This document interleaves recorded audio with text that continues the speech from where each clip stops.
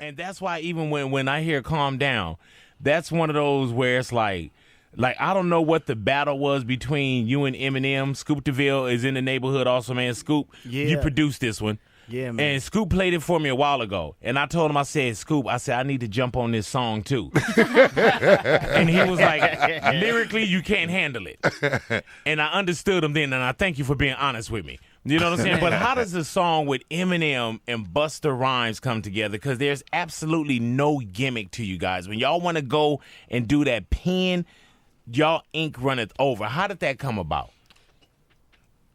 So I meet Scoop through Macho from Terror Squad because Scoop did a joint for Fat Joe. I get a 3 a.m. phone call from him. You take that call, huh?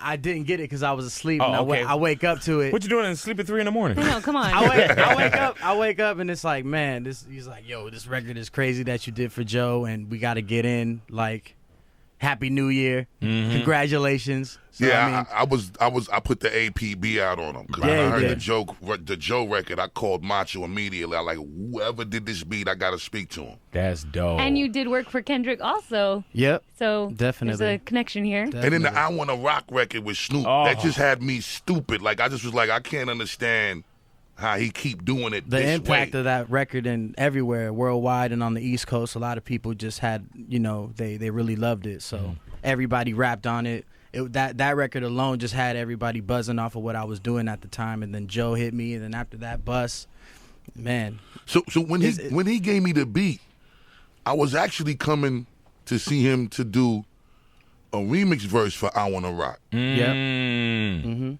That's how it happened. So then he plays the beat, and I said, I Wanna Rock remix can't happen now. Right. I got to get to this record. So I get to the record. I made the record, 2 16-bar verses and a hook. The song is 3 minutes and 8 seconds. We sitting on the record for some time, and then the opportunity came for me to meet with Paul Rosenberg. This is the last meeting I had with Chris Lighty before he passed away. God bless his soul. Yes, sir. We go to Goliath. We meet with Paul. We play it for Paul. Paul takes the CD. We don't hear from Paul for about a month. 6 weeks go by. I'm confused. I'm like, this is the stupidest record. Yeah, man. Where's the correspondence at? So Riggs Morales over at Atlantic was at Shady at the time. So Shaheem Reed calls Riggs and tells Riggs, come by the studio and hear this record. Riggs comes by the studio. Riggs hears the record. Riggs is blown away. Riggs go back to the office 2 weeks later. Paul gives me a phone call. So we had 2 months now. We got 2 months. Damn. But 2 weeks after Riggs came, we got the call that M is going to do it. So now I'm like, all right, we good. So were you going for Eminem at the time? Yeah, because I stepped to Paul to play it for M. But I don't know what happened after we gave it to Paul because nothing happened. It just like 6 weeks went by with no correspondence. So then when Shaheem called Riggs to come through and I played it for Riggs, 2 weeks later, we got the call from Paul that M is going to go. So then M gets the record and a few months goes by. Damn. Then we finally get the call from Paul. I'm coming through to play you something. So Paul comes to the studio and he plays the M verse. And I got the song in a regular format structure for a radio station. 3 minutes, 8 seconds. But Yes, M sir. gets on the third verse and does 42 bars. Yes. I got a problem with this. Talk about it. Talk about it. Talk about it. So for me, you know, Not in my house. yeah, this No. ain't gonna work. Yeah, man. And I'm such an M fan, right? That I'm not even thinking about the consumer yet. I'm thinking about him. I'm like, I'm not gonna disappoint him and let him think that what's happening here is gonna be this easy. Right. There's gonna be some challenge now. So I go back and I turn my 216s I scrapped that and turned my verse into a 50-bar verse. Go ahead now.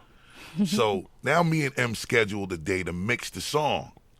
But I left the hard drive in L.A. This was around Grammy time. So I'm in New York. Wait, are we talking about Grammys like last year? Yeah, last year Grammys. 13. Yeah. Damn.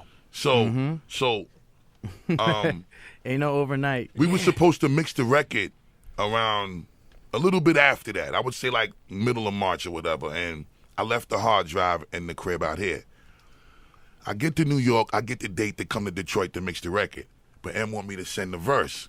I couldn't send it because I had to get the drive. So I'm like, yo, I'm going to go to L.A., get the drive, and then come to meet you in Detroit.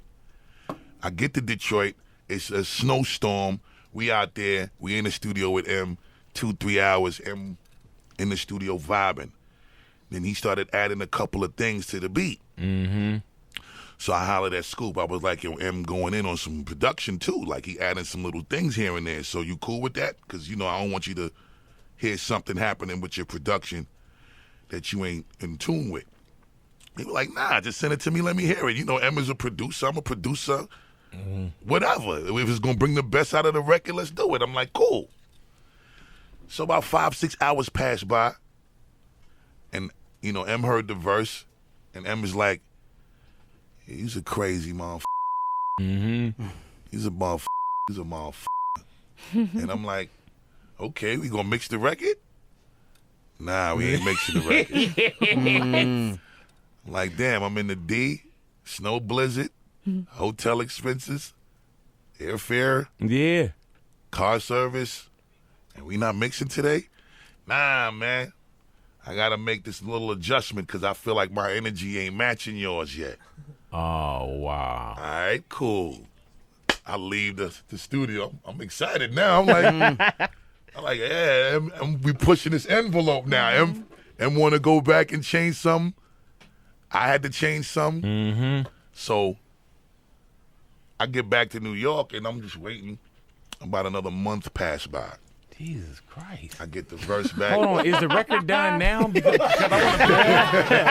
I want to play it. You know what I'm saying? Your kids were important when this started. Yeah. He was like, Big, your son wasn't even born. Now he's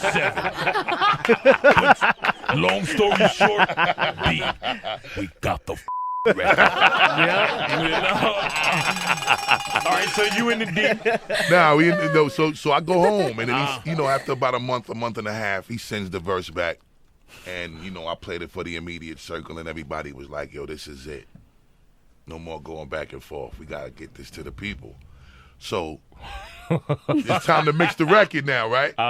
And M, you know, M got his rules. Like, he mixes his own records. He ain't sending his verses around. Ain't nobody gonna have no acapellas to be putting no new beats under the verse and doing new concoctions. So M mixed the song, mastered the record. The mix turned out incredibly slap, powerful, boom bap-ish, the way we love it. And we sat on the record. Yes. Again for a few months. Because for me, I didn't want this eventful moment to just be something that was some we just fling in the street. Yeah, man. It ain't sticking against the wall. It ain't no plan. It ain't no campaign. It ain't no marketing strategy. It ain't no real right way to roll it out. So once we got that together, M was on board. All the artwork got approved by everybody. The trailer got approved by everybody. Everything had to get mutually approved on. Official. Official. Now we here. Best then, better now. Available at Robert Wayne Footwear.